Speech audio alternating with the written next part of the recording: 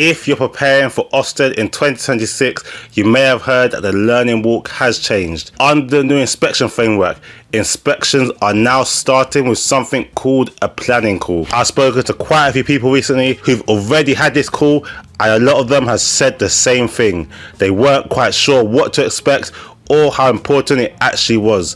So in this video, I'm going to explain exactly what the Ofsted planning call is, what inspectors are asking during that call, and how it works specifically for nurseries and childminders, and how you can prepare for it calmly without panicking or overthinking. But before we get into that, welcome to the channel.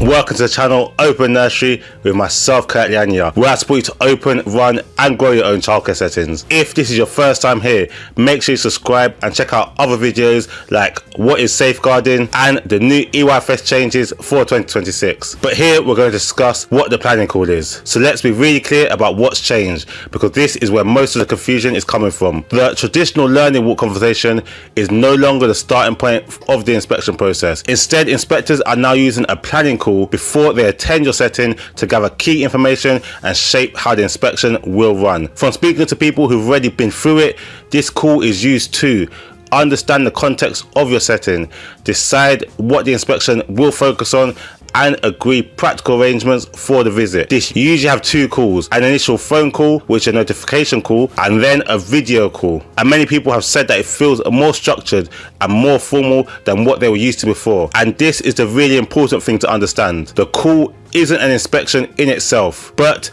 it shapes how the inspection will likely unfold. So what actually is the Ofsted planning call in plain terms? In most cases, it happens the same day as the notification call, where you get told your inspection is taking place. It's usually on a video call, though can sometimes be on the phone. And from what people are experiencing, although Ofsted says it takes 30 minutes, it usually lasts between 30 and 60 minutes. And for larger or more complex settings, it can sometimes take a bit longer. The call isn't recorded by Ofsted, and it asks that you don't record it either, although you can and should take notes throughout. For childminders, the call is usually just with you, as you are the leader of your setting, and attending alone doesn't disadvantage you in any way. For group-based nurseries, you may be encouraged to have someone with you, such as a deputy or nominee, but that's about support, not expectation. As I said, I've been speaking to people who recently had this planning call, either through the mock inspections or the live inspections, which have just recently gone live, and I'm planning to have one of them on the So I Open a Nursery podcast to talk through their experience in detail. So if that would be useful for you, make sure you subscribe so you don't miss that episode. This is usually the part people feel most anxious about: what inspectors will actually ask during the planning call. From what people have shared with me, the questions are actually quite consistent and very practical. Inspectors usually cover these four main areas. Firstly, your setting in context. They'll ask you clear factual information, such as how many children you have on roll, the ages of the children, how many staff you have, staff qualifications, whether you have children with SEND or additional funding, any EAL children within your setting, and whether there are any children known to social care. Again, this isn't about judgment, it's about helping inspectors understand your setting properly from the start. Inspectors will then want to understand how you see your setting. That often includes how you feel your setting sits against a new 5-point grading scale, what you see as your strengths, what your priorities are for improvement, any recent changes, and what you're currently working on. From what people have said, inspectors are looking for honesty and reflection here,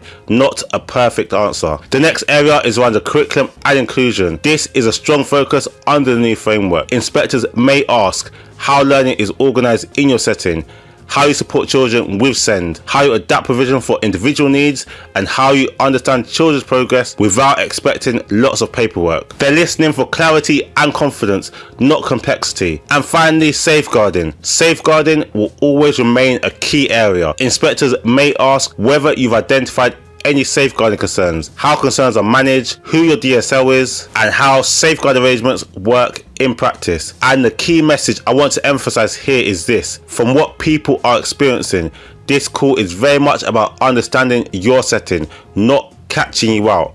When you know what the call is for and you prepare calmly, it becomes a supportive planning conversation rather than something to fear. So let's slow this down a bit and really talk about how the planning call replaces the learning walk, because this is the biggest shift people are feeling. Previously, inspectors would often arrive and start building their understanding of the setting by spending time on the floor, walking rooms, observing practice, and having those early conversations as they went. Now that initial understanding is happening before they arrive through the planning call. It feels inspectors are using the planning call to build a clearer picture of your setting, to understand your children, staff and context, to decide which areas they want to look more closely at, and plan who they need to speak to during the inspection. So rather than inspectors learning everything as they go, they're arriving with a clearer sense of direction. Because of that, inspections are starting to feel more targeted. They're less general wandering around rooms and more purpose behind what inspectors are doing and what they're observing and who they're talking to. And I really want to emphasize this point because it's important. This can actually work in your favor if you're clear about your strengths and honest about your challenges. When inspectors understand your setting properly from the start, they're more likely to see your practice in context rather than making assumptions based on a snapshot. So how do you prepare for this? Preparation for the planning call doesn't mean creating new documents or rehearsing scripts. It's about clarity. Before the planning call, I'd strongly recommend taking some time to review your self-evaluation, remind yourself of your current priorities, be clear on your send arrangements and support, have staff numbers and qualifications clear in mind, and think honestly about any recent challenges, changes or pressures. This could include things like staffing changes, rising demand, or children with additional needs. Inspectors aren't expecting everything in your setting to be perfect. They're expecting awareness and reflection. During the call itself, try to stay calm and grounded. Answer questions factually. Be reflective rather than defensive. Avoid oversharing or going off on tangents. Ask clarifying questions if something isn't clear, and take notes as you go. It can really help to think of this as a professional planning conversation, not an assessment. Once the call has finished, brief your team on what was discussed, confirm any agreed logistics or arrangements, and prepare any evidence or information that links to the areas inspectors have said they'll focus on. When everyone knows what to expect, the inspection itself usually feels far less overwhelming. I want to take a little bit of time here because these worries come up again and again. What if I say something wrong? It's very unlikely you'll say the wrong thing. Inspectors are looking for honesty, reflection, not perfect wording. Can this go against me?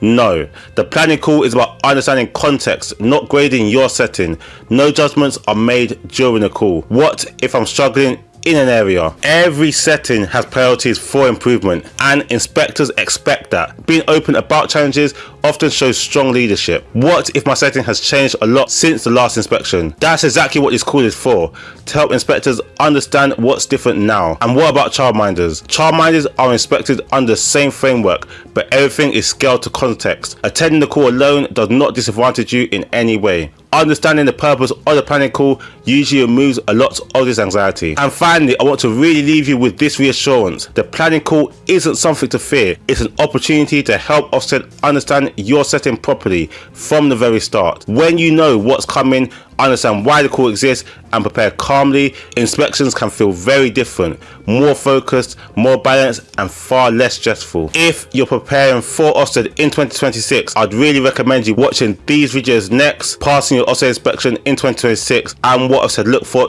during observations. They'll help you build on what we've already talked about today and help you to feel more confident going forward into your inspection. And plus, as I mentioned, I'm going to have someone who's recently done their inspection on the So I Open Nursery podcast. If you have any questions for them, feel free to drop them in the comment section and I'll be sure to ask it to them. But finally, I want to thank you for watching.